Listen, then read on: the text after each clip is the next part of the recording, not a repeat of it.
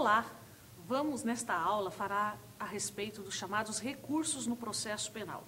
Num primeiro momento, vamos abordar a teoria geral dos recursos presentes no Código de Processo Penal e, posteriormente, vamos falar a respeito de recurso em sentido estrito e apelação. Inicialmente, vamos falar sobre a teoria geral dos recursos e, consequentemente, das chamadas condições de admissibilidade, os denominados pressupostos recursais. Para que um recurso seja recebido pelo juiz em primeira instância e, posteriormente, para que ele seja conhecido pelo tribunal que irá julgá-lo, há necessidade da existência de mínimas condições, que são chamadas de condições de admissibilidade. Essas condições de admissibilidade devem estar presentes em todo e qualquer recurso. Claro que algumas delas vão estar presentes em determinados tipos de recursos, enquanto que outras não. Vamos falar primeiramente a respeito da chamada legitimidade. Quem tem legitimidade para recorrer no processo penal? O artigo 577, caput, especificamente, fala a respeito das pessoas que têm legitimidade para interpor um recurso. Portanto, nós vamos verificar pela leitura desse dispositivo que o Ministério Público, o réu, o querelante, o querelado, o advogado tem legitimidade para interpor um recurso, para manifestar o desejo de recorrer em determinado processo que foi instaurado. Agora, se nós verificarmos, o artigo 577, ele não traz um rol taxativo de pessoas que podem recorrer. Por exemplo, o assistente de acusação, que tem legitimidade para recorrer, não está no rol do 577. Portanto, essa observação é apenas para lembrá-lo de que, embora o artigo 577 fale a respeito da legitimidade, não traz todas as pessoas que estão legitimadas a interpor um recurso no processo. Por outro lado, não basta que a parte seja legítima.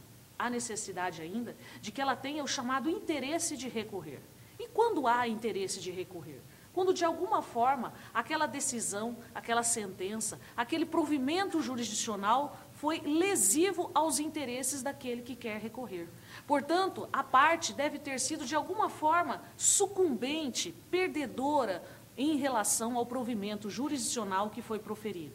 Então vem o questionamento: será que o réu pode recorrer de uma sentença absolutória? Sim. Por quê? Porque ele pode recorrer para mudar o fundamento da sentença absolutória. Basta lembrar daquela ocasião. Ora, é melhor ser absolvido por falta de provas ou por negativa de autoria? A negativa de autoria, por exemplo, exclui a possibilidade do autor do fato ser demandado na esfera civil para fins de reparação de dano. Então, nesse caso, ainda que a sentença tenha sido de natureza absolutória, existe o interesse do réu em recorrer, se for para mudar o fundamento legal. Portanto, esse interesse de recorrer deve ser verificado no caso concreto, casuisticamente. Não basta que haja o interesse de recorrer. Nós temos ainda a necessidade da existência de uma terceira condição de admissibilidade, que é a chamada adequação. Ou seja, o recurso a ser interposto deve ser o recurso adequado, o recurso previsto em lei para combater aquela determinada modalidade de provimento jurisdicional. Portanto, da decisão de pronúncia, eu tenho recurso em sentido estrito. Da sentença condenatória, eu tenho a absolvição.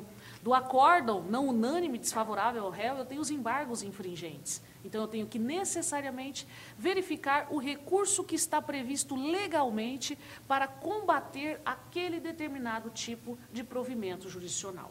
É importante, nesse aspecto, lembrar que nós temos o chamado princípio da fungibilidade, expressamente previsto no artigo 579 do Código de Processo Penal. E o que quer dizer princípio da fungibilidade? Quer dizer que, se eventualmente a parte não interpor o recurso cabível, o recurso adequado, o juiz pode receber esse recurso incorreto como se correto fosse, dando inclusive o processamento do recurso correto.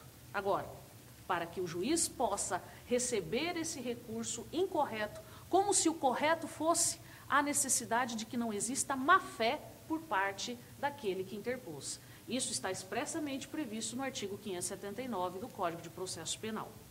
Por outro lado, nós vamos perceber que a parte que se sentir injustiçada e resignada em relação ao provimento jurisdicional deve necessariamente manifestar o seu inconformismo dentro de um prazo previsto na lei.